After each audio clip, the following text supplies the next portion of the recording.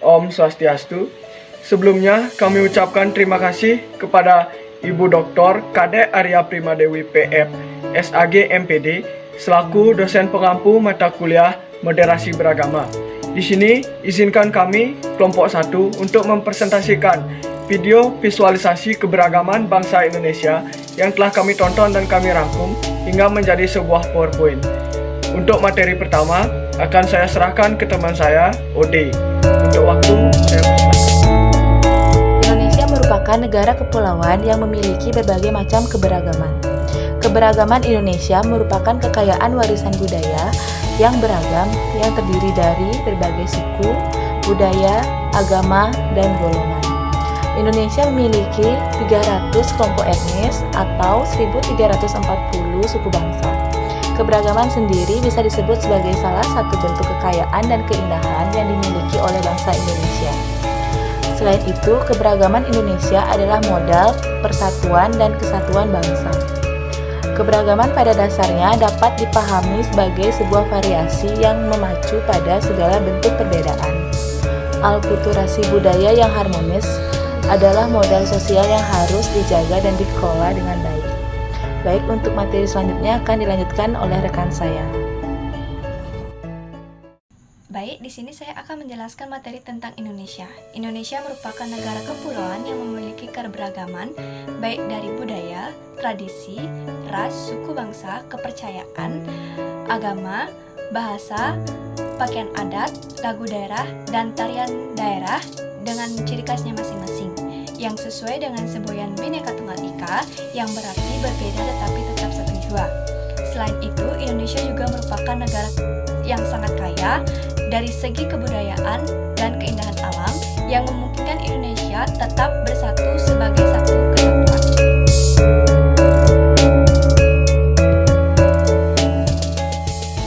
Baik, tadi sudah dijelaskan oleh rekan saya apa itu keberagaman Indonesia dan Indonesia.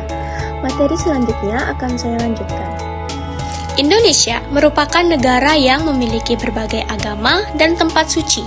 Beberapa agama yang diakui di Indonesia adalah Islam, Kristen Protestan, Kristen Katolik, Hindu, Buddha, dan Konghucu. Menurut Gus Dur, agama melarang adanya perpecahan, bukan perbedaan. Sedangkan menurut Agustinus Wibowo, agama itu bukan di baju, agama itu ada di dalam hati. Inti agama adalah kemanusiaan. Berikut adalah beberapa tempat suci dan agama yang ada di Indonesia.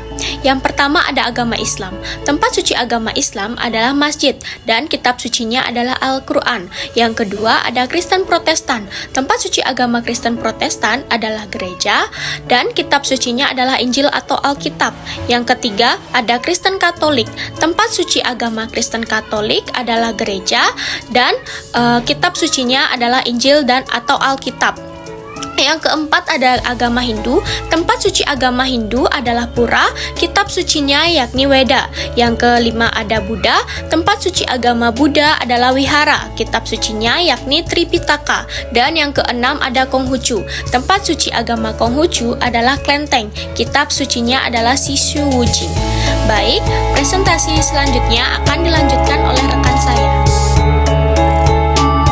Kekayaan alam di Indonesia. Indonesia merupakan negara yang sangat kaya akan kekayaan alam.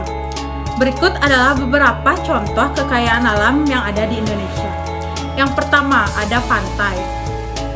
Pantai merupakan salah satu tempat wisata alami yang sangat populer di Indonesia.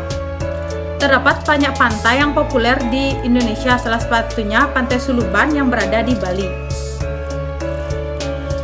Pantai-pantai di Indonesia juga menawarkan berbagai aktivitas wisata seperti snorkeling, selancar, berjemur, dan menikmati keindahan alam bawah laut yang spektakuler.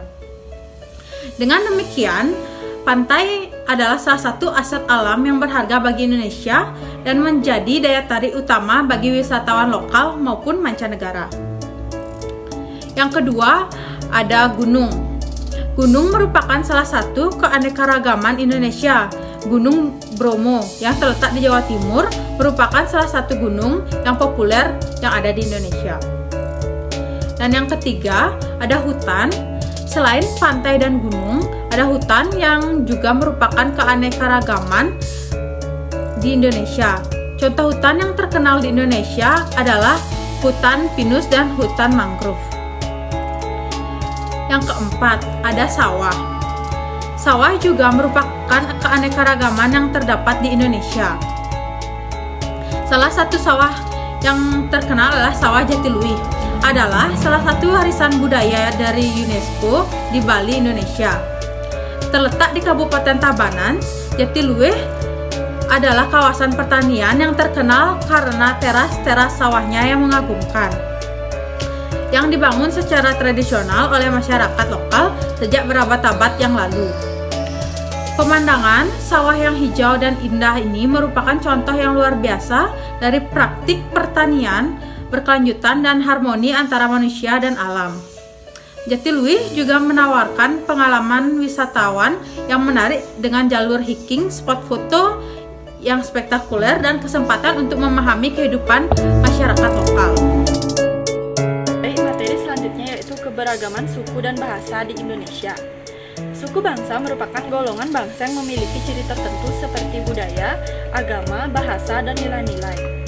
Suku bangsa dapat mempengaruhi pendidikan, kehidupan, dan pemikiran manusia dalam suatu kelompok etnis. Contoh suku bangsa di Indonesia adalah suku Bali, suku Jawa, suku Madura, suku Kalimantan, dan masih banyak lagi. Selain itu ada bahasa. Bahasa sebagai alat komunikasi berpotensi untuk dijadikan sebagai sarana untuk mengungkapkan segala sesuatu yang ada dalam diri seseorang, baik berbentuk perasaan, pikiran, gagasan, dan keinginan yang dimilikinya.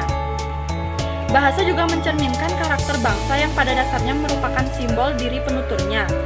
Melalui bahasa yang digunakan manusia, maka dapat memahami karakter, keinginan, motif, latar belakang pendidikan, kehidupan sosial pergaulan, dan adat istiadat manusia. Di Indonesia memiliki berbagai bahasa daerah yang tersebar di berbagai provinsi di negara ini. Berdasarkan akumulasi persebaran bahasa daerah per provinsi, Indonesia tercatat memiliki 733 bahasa daerah. Contohnya yaitu bahasa Bali, bahasa Jawa, dan masih banyak lagi. Untuk menciptakan suatu integrasi dalam masyarakat yang memiliki tingkat keanekaragaman kelompok sosial yang tinggi, diperlukan dengan sikap pengorbanan dan sikap toleransi yang besar dan upaya yang kuat untuk melawan prasangka dan diskriminasi. Baik, di sini saya akan melanjutkan materi dengan tema keanekaragaman tarian dan makanan di Indonesia. Keanekaragaman tarian di Indonesia membuat Indonesia menjadi negara yang kaya dari segi kebudayaan dan keanekaragaman budaya. Tarian tradisional memiliki nilai estetika yang tinggi dan menjadi bagian dari keanekaragaman budaya Indonesia. Adapun beberapa contoh tarian tradisional yang ada di Indonesia seperti tari saman dari Aceh, tari penet dari Bali, tari piring dari Sumatera Barat, dan masih banyak lagi. Selain memiliki keindahan alam dan tarian, di Indonesia juga memiliki banyak sekali makanan tradisional. Contohnya yaitu gudeg dari Yogyakarta, lawar dari Bali, karedok dari Jawa Barat, nasi uduk dari Jakarta, dan masih banyak lagi. Nah, sekian yang rekan-rekan saya dapat sampaikan. Di sini saya akan memberi kesimpulan dari seluruh materi yang telah rekan-rekan saya sampaikan. Untuk kesimpulannya, keberagaman Indonesia membuat Indonesia menjadi negara yang kaya dari segi kebudayaan dan keanekaragaman budaya. Masyarakat Indonesia memiliki berbagai budaya, agama, suku, dan kepercayaan yang menjadikan itu sebagai semboyan Bhinneka Tunggal Ika. Indonesia adalah negara yang sangat kaya akan keanekaragaman budaya. Kebudayaan-kebudayaan tersebut menjadi identitas bangsa. Dari perbedaan-perbedaan budaya ini menjadi bagian dari keanekaragaman Indonesia. Nah, sekian kesimpulan yang dapat saya sampaikan. Jika ada salah kata, saya mohon maaf. Untuk menutup presentasi ini, saya tutup dengan Parama Santi.